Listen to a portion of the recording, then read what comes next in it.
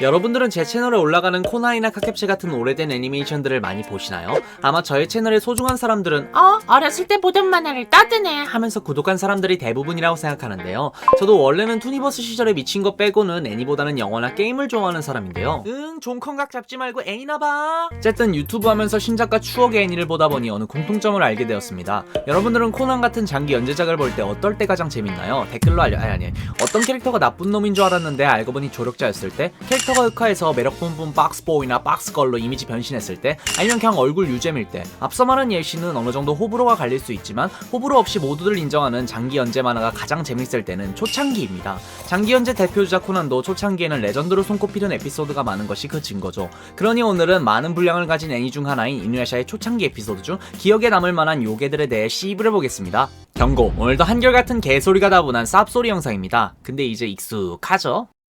이누야샤는 평범하게 친구들과 수다 떨며 평범하게 중학교를 다니던 신사집 딸내미 유가영이 겁대가리 없이 누가 봐도 호러 스팟인 뼈를 먹는 우물에 고양이를 찾으러 갔다가 우물에서 튀어나온 요괴에게 납치되어 동생에게 안녕히 계세요 여러분 이란 인사도 못하고 전국시대에 떨어져서 여러 사건에 휘말리다가 그런 와중 50년 전 요괴의 힘을 증폭시키는 사원의 구슬을 탐하다 금강이라는 무녀에게 봉인당한 이누야샤를 만나고, 이누야샤를 봉인하고 죽은 금강이 환생체였던 가영이의 몸에서 금강과 함께 없어진 사원의 구슬이 나타납니다. 그 덕에 가영이는 여러 요괴들에게 노려지게 되고, 그러면서 이누야샤에게 구해지기도 하고 때로는 이누야샤가 노려서 개목줄도 채우는 등 여러 다사다난한 사건들을 겪다가 사원의 구슬을 삼킨 까마귀에게만 통하는 명중률 100%짜리 버프 달린 화살을 갈겨서 구슬 조각을 거침없이 하이킥 도자기 부순 범위 마냥 산산이 부셔버려 결국 지가 싼 똥 지가 치우러 가기 위해 여행하며 댕댕이의 유산 상속 전쟁에 휩싸이거나 평생 같이 갈 전국시대 메이트 동료도 만나 최종 보스 나락구를 잡는 이야기입니다. 이게 대충 이누야샤의 대략적인 스토리인데 다들 많이 기다렸지? 이제 본론으로 가서 임팩트 있는 요괴들을 볼 건데요.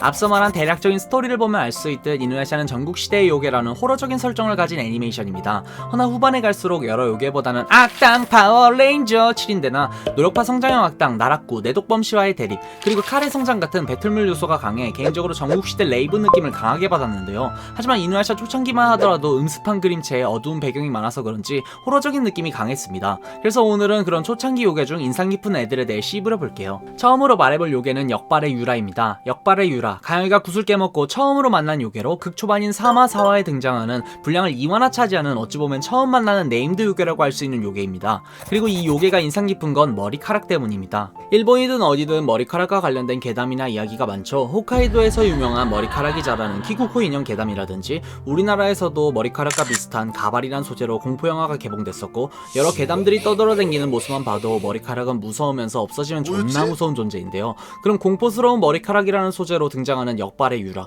머리카락으로 마을 사람들을 조종해서 공격해 이누야샤를 궁지에 몰아넣었고, 가영이를 쫓아 현대로 온 이누야샤를 쫓기 위해 머리카락을 보내는데, 이 장면이 부금이 이누야샤 전투 부금이라 그렇지 만약에 공포영화 부금이었으면 공포영화라고 해도 이상하지 않을 모습을 보여줍니다. 그리고 하이라이트는 유라의 둥지, 한창 박터지게 싸우는 중 가영이의 화살이 둥지에 적중하고 그 안에서 나온 것은 수많은 해골과 머리카락, 징그러워. 그 둘이 뒤엉킨 모습은 누가 뭐래도 호러 그 자체입니다. 거기에 2화 분량의 네임드라는 걸 증명하듯 퇴치하는데 고생하는 모습도 보여주죠. 물론 아빠한테 유산받고 만났으면 바람의 상처 한방컷 났을 만한 요괴지만 이 요괴가 지금도 기억되는 이유는 이뻐요. 뭐지? 너무 이뻐요. 엘사 뺨때기 후릴 것 같은 눈화장, 여자들 단발병 부르는 너무 잘 어울리는 똑단발에 노출도 오지는 의상까지, 이런 미쳐버린 삼박자를 갖춘 박스기 넘치는 박스련 역발의 유라. 진짜 3화 4화라는 극초반에 나왔다는 게 믿기지 않을 만큼 캐릭터 디자인이 너무 잘 뽑혔어요. 하지만 그녀의 진짜 정체는 레스컬이었습니다. 그래서 결국 댄서끼를 만드는 오스트랄로 피테쿠스 마냥 가영이는 해골을 부셔버려 유라를 퇴치하죠.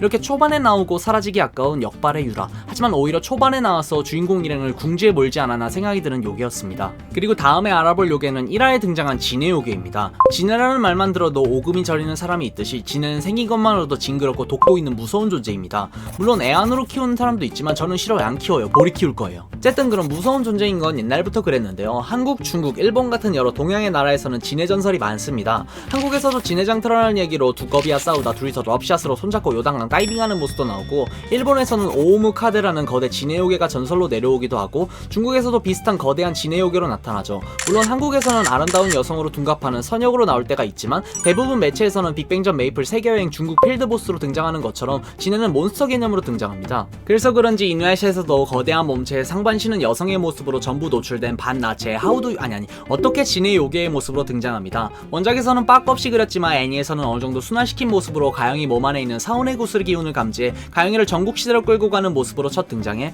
사원의 구슬을 내놓으라며 혓바닥을 거리는 징그러운 모습을 보여주고 후에는 가영이를 쫓아 마을까지 찾아와 마을을 쑥대밭으로 만드는 우리가 생각하는 진해 요괴의 모습을 보여줬죠. 그리고 거기에 화렴 점정을 찍은 건 사원의 구슬을 삼킨 모습이었죠. 원래부터 징글징글한 모습인데 사원의 구슬을 먹고 탈피를 하면 진짜 요괴로밖에 안 보이죠. 근데 이 모습 덕에 이누야샤는 재조명을 받습니다. 현재 반요의 야샤이메라고 이누야샤의 후속작이 방영하는데 오마주 느낌인지 야샤이메 초반에도 진해 요괴가 등장하는데 설정은 이누야샤에 나온 진해의 손녀라네요. 어쨌든 그런 눈 3개 달린 손녀 진해 천진밥 뭐하고 진해를 무기 든 상태로 고전하다 세조마루 첫째 딸은 칼까지 부셔먹는데 참... 이누야샤는 50년짜리 꿈나라 여행이 시차 적응도 안 끝난 상태로 사원의 구슬을 통째로 먹고 욕이 짱짱한 상태에 어떻게 지내를 산혼철조 하나로 메탈 시들 한번 찢어버리는 워그레이몬 마냥 쫙쫙 찢어버리는 모습을 보여줘서 이누야샤의 범접할 수 없는 클라스를 다시 한번 재조명되게 만들어서 인상 깊었네요. 그리고 다음으로 넘어가서 볼 요괴는 12화에 나온 피리 부른 타타리모케입니다. 전국시대를 왔다갔다 해서 그런지 성적이 떨어져 싱숭생숭한 가영이 그러던 중 놀이터에서 어느 여자아이가 불꽃놀이로 사람들을 괴롭히는 걸 목격하죠. 근데 그 아이는 이상합니다. 한여름 패딩에 신발도 안 신고 있는 모습, 거기에 귀신 단골 멘트 너 내가 보이는구나 라는 말을 하는 아이.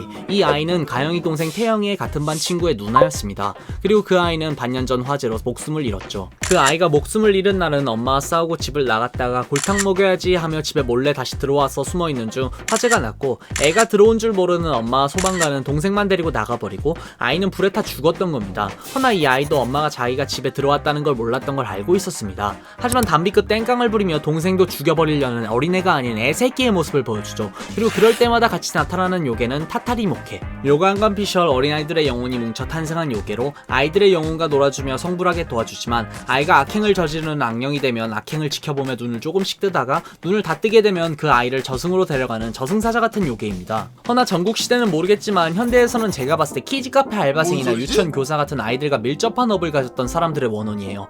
참 요즘 애들 말 뒤지게 안 듣는 애들이 있어요. 다 지 맘대로 하려는 애들. 물론 또래보다 성숙하고 착한 애들도 있지만 미꾸라지 한 마리가 흙탕물을 만들듯이 인식 안 좋게 하는 건 소위 싸가지가 없는 애들이에요. 근데 그런 애들 버립니까? 아니죠. 옆에서 일단은 따라다니며 보듬어주며 케어해줘야죠. 근데 그런 케어해주는 건 로봇이 아니라 사람이 합니다. 그렇게 스트레스 받다가 터지면 눈 돌아버려 400안 돼서 따라와 이 새끼. 애기들 너무 좋아 으뜩해 애기들 너무 이뻐 으뜩해 그런 저승으로 보내버리고 싶은 소망이 모여 만들어진 게 타다리모케라고 생각합니다. 일리 있죠? 올해 12대 맞고 싶냐? 어쨌든 키즈카페 요괴가 무서웠던 이유는 비주얼입니다. 스트레스 없는 실눈 상태여도 어느정도 음습한 모습을 보여줘 초반 이누야샤의 모습과 어울리는 음습한 분위기를 풀풀 풍기고 눈을 완전히 떴을 때는 영락없는 요괴의 모습을 하고 있죠. 그리고 말 안 듣는 유진이를 데려가는 모습에서 보여주는 모습은 정말 공포 그 자체의 모습을 하고 있습니다. 이런 식으로 정말 무서운 모습이 많았던 초반 이누야샤의 요괴. 하지만 제가 생각했을 때 초반 이누야샤에 나오는 요괴 중 가장 무서운 건 11화에 나온 가면 요괴입니다.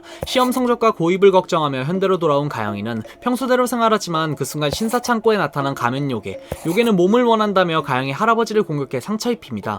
그리고 불을 진압하기 위해 나온 소방수에게 씌어서 소방차로 난동을 부리고 밤에는 사원의 구슬 조각을 뺏기 위해 가영의 집에 나타나죠. 그런 현대에서 난동이란 난동은 다 부리는 요괴. 그래도 다행히 후에 이누야샤에게 철새가 휘둘러진 덕분에 요괴는 퇴치됩니다. 이 요괴가 무서운 이유는 진짜 역대급이라고도 할 수 있는 비주얼 때문입니다. 하지만 원작에 비해서 애니 버전은 선녀인데요. 원작은 신사의 힘이 있던 애니와 달리 어느 여자가 아버님의 유품이지만 불에 타지도 않고 없애려고 하면 그 사람이 해코지 당하는 저주에 가면 느낌이 강해서 신사에 맡기려고 찾아왔고 신사 앞에 다다른 순간 가면은 그 여성에게 씌입니다. 그리고 원작에서는 차에 치여서 뼈가 돌출되거나 지나가는 양아짓을 목을 먹는 등 애니 버전과 다른 잔인한 장면이 많고 여러 신체들이 섞여있는 모습은 가오나시 뺨때기 52,700대 정도는 때릴 만한 기괴한 모습을 보여주죠. 거기에 세로로 아가리를 벌리는 모습은 진짜 보기만 해도 끔찍하네요. 이런 식으로 애니판이 선녀였던 가면 요괴. 이 요괴가 이누야샤 요괴 중에서도 중요한 이유는 가영이발 요괴라서입니다. 이 요괴의 탄생 과정은 가영이가 사원의 구슬을 부셔먹어 그 조각이 어떤 나무에 들어가고 그 후 시간이 흘러 그 나무로 가면을 만들어서 탄생한 가영이의 나비 효과 같은 느낌을 주면서 과거의 현대를 이어놓는 중요한 요괴입니다. 그리고 모습은 많이 봤지만 언제 봐도 기괴한 가면 요괴. 이 가면은 일본에서 문화재 같은 느낌의 노라는 연극에서 쓰이는 가면인데 이게 놀랍게도 요괴나 그런 게 아닌 그냥 신비한 느낌의 여자랍니다. 이 가면의 이름은 고히메. 앞서 말했듯 가면극에 쓰이는 가면이었지만 현대에서는 공포의 대상으로 여러 매체에 나왔죠. 개인적으로 저는 곡성에서 이 가면이 나온 순간 영화관에서 소리 지른 경험 때문에 무서운 요괴였습니다. 오늘은 이렇게 초반에는 으스스한 요괴 퇴치 만화였던 이누야샤에 나오는 무서웠던 요괴들에 대해 시브를 봤는데, 후반에 이누야샤가 배틀물로서의 느낌이 강하게 바뀌었지만 이누야샤가 후반과 초반이 분위기가 바뀐 거지 처음부터 끝까지 재밌는 만화입니다. 그럼에도 바뀐 분위기 때문에 초반이 좋다 후반이 좋다 갈리겠지만, 저는 개인적으로 저 가면 볼 때마다 곡성 때 쪽팔렸던 거 생각나고 공포영화도 눈 안 가리면 못 보는 쫄보라서 후반부가 더 괜찮았다는 것 같다는 말을 하며 마치겠습니다. 오늘은 여기까지.